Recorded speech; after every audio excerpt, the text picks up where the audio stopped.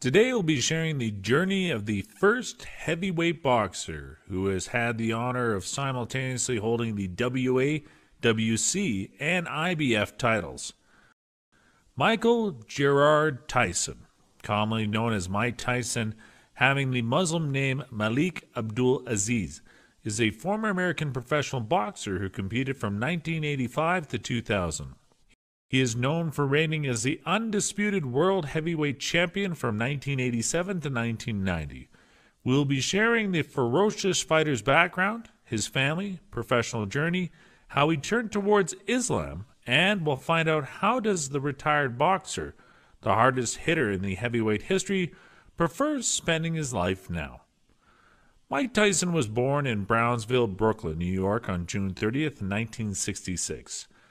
Mike grew up with two other siblings, an older brother and an older sister who died of a heart attack at the age of 24.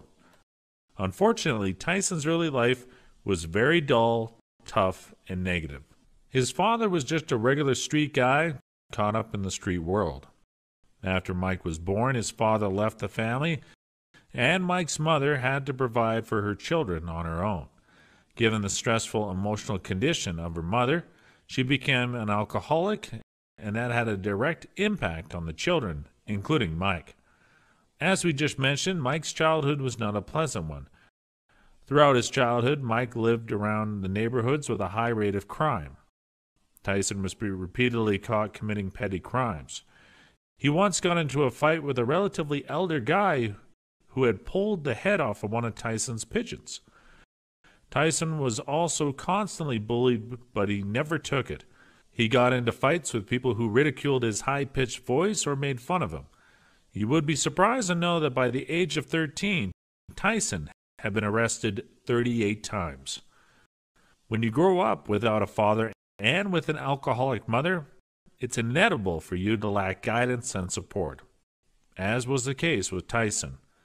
Eventually, Tyson ended up at the Tryon School for Boys in Johnstown, New York. Little did the spoiled kid know that he was taking his first steps to stardom. At the age of 16, Tyson's mother passed away and left him in the care of his boxing manager and trainer named Cus D'Amato. Tyson trained hard, and the coaches trained him to unleash his inner anger towards his sport. He learned to channel his negative energies and soon took on a career in boxing.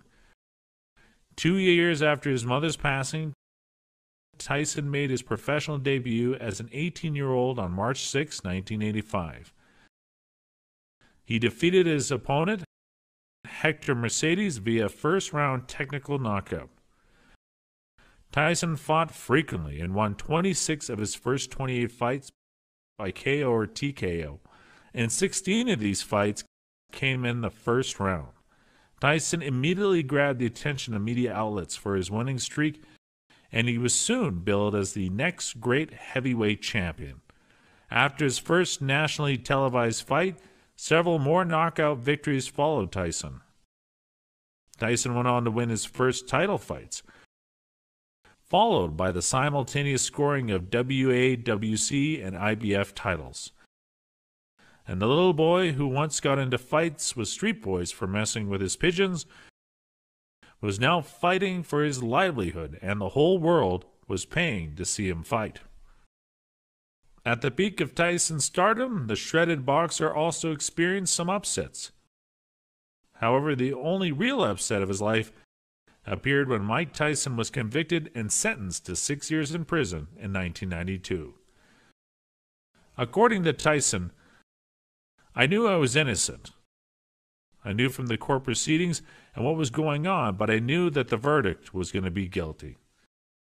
People from all sorts of backgrounds share a different opinion from this aspect of Tyson's life. Some people choose to believe Tyson because of being the uncertainty of the ground reality. The others don't because of Mike Tyson's traumatic and problematic childhood.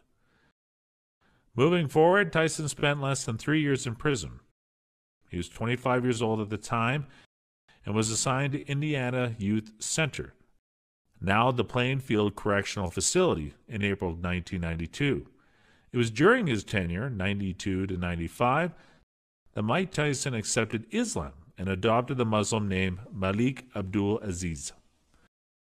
According to Tyson, I was a young kid back then.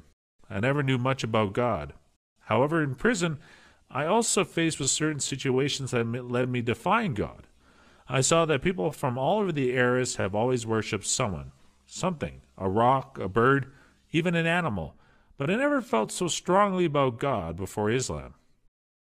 I had met Muslims before. The ones I met before, they were hypocrites. So I didn't really pay any heed to their religion. I was never fond of churches either.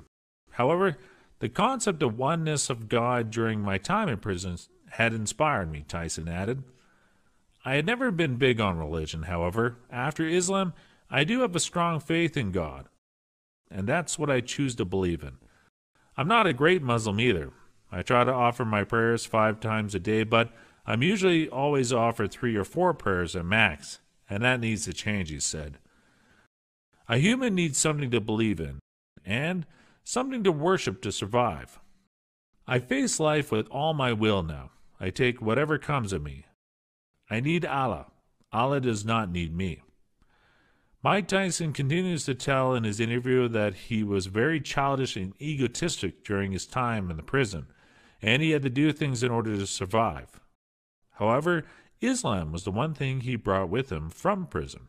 The media and general public still call him by the name of Mike Tyson, and that's what he responds to. Mike Tyson has had numerous debts, and after his retirement from boxing, Tyson has pleaded guilty for drug possession and been a part of other legal problems. To pay off his debts, Mike Tyson has been doing exhibition tours all over the world. He returned back to the ring in 2006 for a series of 4-round exhibitions. He also has been a part of some Hollywood movies since then. In July 2020, it was announced that Tyson had signed a contract to face former 4-division world champion Ray Jones Jr. in an 8-round exhibition fight. However, the date has been pushed back to November 28, 2020 to maximize the revenue generation for the event. In our opinion, even after all the setbacks, Mike Tyson still seems to do well when it comes to his career. However, he hasn't been very steadfast about his religion as he should have been, and Mike acknowledges it. After becoming a Muslim during his prison tenure, Mike has been closer to God, has offered his prayers regularly, and more. However, there's clearly still a void in him that needs to be filled. As Muslims, we don't have nothing but best wishes and prayers for Mike Tyson and his family. May Allah provide us with the wisdom to become better Muslims for better.